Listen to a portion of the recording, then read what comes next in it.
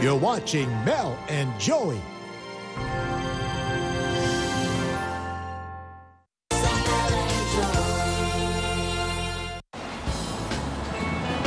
Ang nakikita po ninyong gusali, yan po ang Palazzo de Quirinale.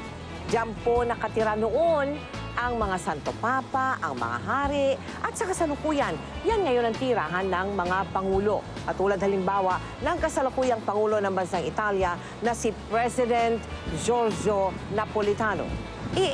Ipipresenta namin sa inyo ang isang Pinoy na kinahahangaan dito dahil sa ganda ng kanyang tinig, dahil sa kanyang musika. Ang aking pong tinutukoy ay si Armand Curameng. Tubong Sarat, Ilocos Norte. Dating domestic helper noon, superstar na ngayon. Mga kaibigan, kinagagalak kong ipakilala sa inyo ang ating kababayan, Armand Curameng. Si Armand ay nagkokonsyerto na rito at siya isa sa mga paborito ng mga Italiano rito at mga Pilipino at lalo na mga Ilocano. Batiin mo muna yung mga taga-Ilocos mo. Tenem bagarabi tayo aming gagawin kaamsan. Kwentuhan mo kami. Paano ka ba nag-umpisa rito sa Italy, Armand? Actually ho, sa Pilipinas, yun na, kumakanta na ho ako. Kumakanta ka na sa mga club-club o mga maliliit. Sa Ilocano song. Tapos, yung misis ko nauna ho dito. Pinanganak yung anak namin, hindi ko ho siya nakita ng for 5 years. Boy. Luigi. O tapos? Isipan ko na pumunta dito and pagdating ko dito, wala naman ako makakilala talaga. So pumasok ko akong katulong. For 1 year, nagtrabaho ako doon. Hindi masaya. Habang naghahanap buhay bilang domestic helper, panaka-naka siyang sumasali sa mga singing contests at nang marinig niya ang Kantamare na katumbas ng Metropop dito sa Pilipinas. And then sumali ako sa mga karaoke. After karaoke, dumating na ngayong invitasyon. Kantamare. Nagpa-audition ako.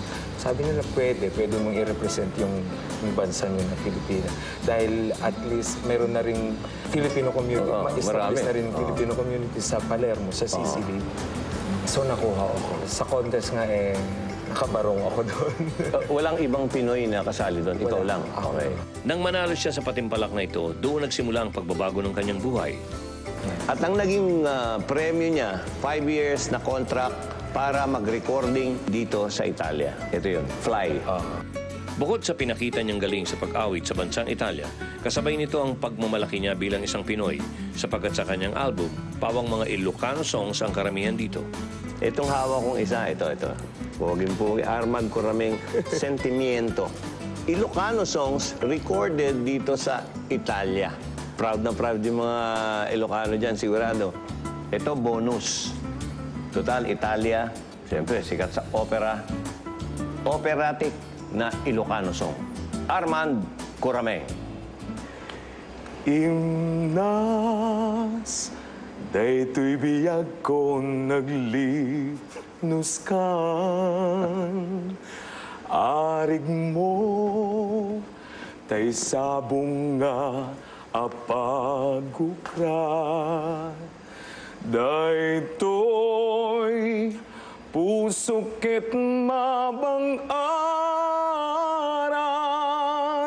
nabayag idin patpatgen ka, imnas daytoy biyag ko.